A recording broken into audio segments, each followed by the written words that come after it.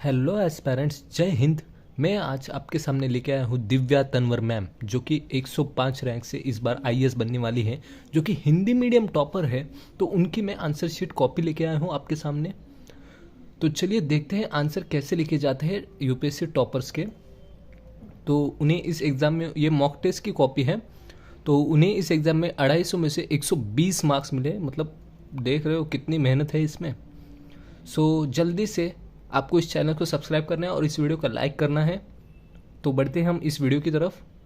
तो यहाँ देखिए इनके आंसर राइटिंग का तरीका।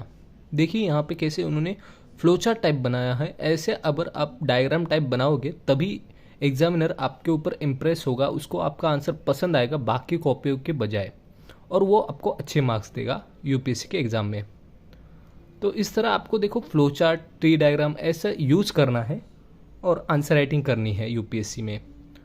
तो चलिए हम एक आंसर पढ़ते हैं। देखते हैं, संयुक्त राष्ट्र की एक रिपोर्ट के अनुसार भारत में विश्व की हर 3 वधुओं में से एक का घर है। अर्थात विश्व के 1/3 बाल विवाह केवल भारत में घटित होते हैं। तो मेरी थोड़ी हिंदी कमज़ोर है, बट मतलब आंसर लिखने का आपको तरीका समझ में आ रहा है। मतलब इसमें स्ट्रैटेजी क्या है, फर्स्टली आपको उस मतलब एक क्वेश्चन की डिमांड को आपको पहले प्रस्तुत करना है। मतलब इसको हम इंट्रोडक्शन भी कह सकते हैं। फिर बाद में जो क्वेश्चन की डिमांड है, मतलब जो मेन बॉडी है क्वेश्चन की, तो उसको आपको लिखना है। और उसमें भी आपको फ्लो चार्ट, डायग्राम ऐसा आपको अंडरलाइन करना है हर एक इम्पोर्टेंट पॉइंट को, ताकि एग्जामिनर को आपको समझे कि आपको वो आंसर पता है, आपको टॉपिक कितना एनालाइज हुआ है और अंडरस्टैंड हुआ है। तो इस तरह से आप अगर डायग्राम बनाओगे तो कोई भी आपको मार्क्स देगा ही। पर आपको डायग्राम नेसेसरी जहाँ पे गरज है वहीं बनानी है, अन्य जगहों पे ऐसे नहीं बनाना है। देखिए, भारत में बाल विवाहों के लिए जिम्मेदार कारण, तो इन्होंने कारण डायरेक्टली ऐसे पैसेज में भी लिख सकते थे, पर ऐसे टी डायग्राम बनाकर और या फिर फ्लो चार्ट बनाकर जो आंसर लिखे जाते हैं उसमें ज़्यादा मार्क्स मिलने की संभावना होती है। इसीलिए इन्होंने ऐसे ऐसे आंसर लिखे हैं। बाय द वे मैं आपको बता दूं, ये आंसर लिखे हैं उन्होंने दृष्टि आईएएस की तरफ से। दिव्या तन्वर मैम, जिन्होंने पहले पहले प्रयास में आईपीएस प्राप्त किया था हिंदी मीडियम से, और अभी इस बार 2022 के यूपीएससी एग्जाम के रिजल्ट में उन्हें 105 रैंक मिली है और वो आईएएस बनने वाली है इस साल। तो उनके आंसर की, मतलब टॉपर के आंसर की आप देख के उसका आइडिया ले सकते हो, मतलब आंसर कैसे लिखे जाते हैं। ये आप देखिए, मतलब कितने अच्छे तरीके से आंसर लिखा गया है। और जो लोग कहते हैं कि हैंडराइटिंग अच्छी हो तभी मार्क्स मिलते हैं, ऐसा कुछ नहीं है। हैंडराइटिंग आपकी पढ़ने लायक हो तभी भी मार्क्स मिलते हैं और आईएएस बन सकते हो आप।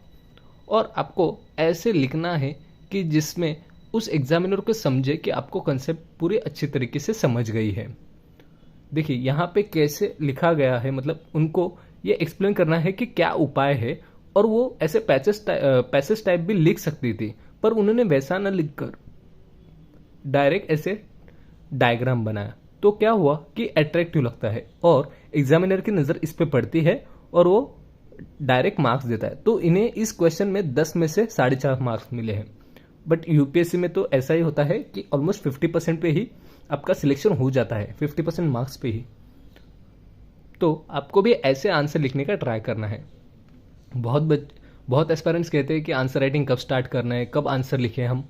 तो आंसर आपको जब नॉलेज होगा अच्छे से, आप अच्छे से प्रैक्टिस करोगे, तभी ऐसे आंसर आप लिख पाओगे। देखिए यहाँ पे कैसे लिखा गया है, आरबीआई द्वारा मात्रात्मक उपाय। तो यहाँ पे उन्होंने ऐसा पॉइंट वाइज करके लिखा, 1 2 3 4। आपको ऐसे पॉइंट वाइज लिखोगे तो भी अच्छा इंप्रेशन पड़ता है एग्जामिनर पर। और अगर आप पैसेज में लिखते हैं ऐसा ऐसा 1 2 2 3 3 4 ऐसा लिखते तो कुछ समझ में नहीं आता और उसमें एग्जामिनर का ध्यान भी नहीं जाता कि कौन से इंपॉर्टेंट पॉइंट आपने कवर किए हैं। उसमें मार्क्स कम मिलने की संभावना होती है। तो यहाँ पे भी आप देख सकते हो। तो ये पूरा पीडीएफ उनका ही है, उन्होंने लिखी हुई है, आंसर कॉपी है। देखिए यहाँ पे देखिए कैसे अच्छे से टी डायग्राम बनाया हूँ उन्होंने। चार्ट बनाया है अच्छे से, इस साइड, मतलब पूरा चार्ट मैप ये सब भर के उन्होंने अपनी आंसर की भी अच्छी की है, और इससे ही उनको अच्छे अच्छे मार्क्स मिलते हैं। तो आपको भी अगर अच्छे अच्छे मार्क्स चाहिए तो आंसर राइटिंग आपको भी करनी पड़ेगी, और आपको भी ऐसी मेहनत करनी पड़ेगी। देखिए यहाँ पे भी देखिए कैसे ट्री डायग्राम है, कंटेंट, और इसमें भी कैसा होता है जो आपको लिखना है वो इम्पोर्टेंट है, ना कि आप ऐसे कुछ भी रैंडमली लिख रहे हो, मतलब बिना किसी समझ के आप वो अगर लिखते जा रहे हो तो उसका मतलब नहीं है। अगर आपको पूरा टॉपिक समझा है तभी आप ऐसे आंसर लिख पाओगे, नहीं तो नहीं लिख पाओगे। सो आज के लिए बस इतना ही, आंसर राइटिंग में क्या होता है क्या नहीं। सो जय हिंद एस्पिरेंट्स, और इस चैनल को सब्सक्राइब कीजिए। Thank you.